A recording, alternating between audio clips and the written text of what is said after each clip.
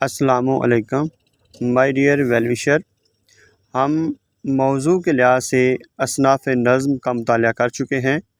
اب ہم حید کے لحاظ سے اصناف نظم کا مطالعہ کرنے جا رہے ہیں، تو اس سلسلے کی آج جو پہلی ویڈیو ہے وہ مثنوی پر ہے۔ امید ہے آپ اس سے استفادہ کریں گے۔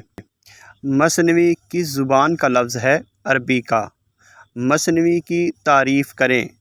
مثنوی وہ مسلسل نظم ہے جس میں ہر شعر کے دونوں مصرے ہم قافیہ ہوتے ہیں اور تمام اشعار ایک ہی بیر میں ہوتے ہیں۔ مثنوی میں اشعار کی تعداد کتنی ہوتی ہے؟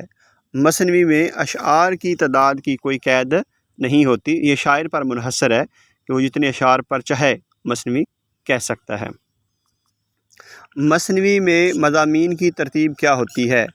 مثنوی میں مضامین کی ایک خاص ترتیب ہوتی ہے۔ پہلے حمد، نعت، منقبت، پھر بادشاہ کی تعریف جس کے حد میں مثنوی لکھی جا رہی ہو، اس کے بعد وجہ تالیف۔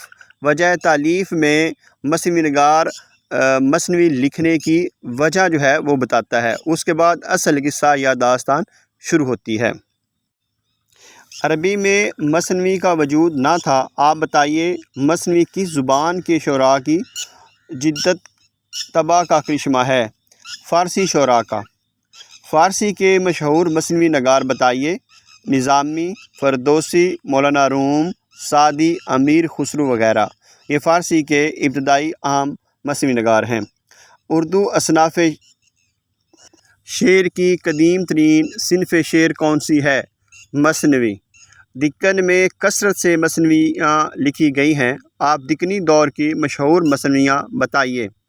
رستمی کی خاور نامہ، نصرتی کی گلشن عشق، سراج کی بوستان خیال، ملا وجیح کی کتب مشتری اور محمود بحری کی من لگن، یہ دکنی دور کی مشہور مثنویاں ہیں۔ میر حسن نے کون سی مثنوی لکھی؟ سحر البیان ایک بلند پایہ اور معیاری مثنوی ہے جو کہ میر حسن نے لکھی ہے۔ اس کی بحر رواں اور شگفتہ ہے، داخلی احساسات کے ساتھ خارجی زندگی کی خوبصورت عکاسی کی گئی ہے۔ گلزار نسیم کس کی مثنوی ہے؟ دیا شنکر نسیم کی۔ یہ مثنوی معیار اور مقبولیت کے لحاظ سے دوسرے نمبر پر ہے، اختصار و ایجاز اس کا سب سے بڑا وصف ہے، اس پر دبستان لکھنوئی کا رنگ غالب ہے۔ جہاد کس کی مثنوی ہے؟ مومن خاں مومن۔ فریب عشق، بہار عشق، زہر عشق کس کی مثنویاں ہیں؟ نواب مرزا شوق کی ہیں۔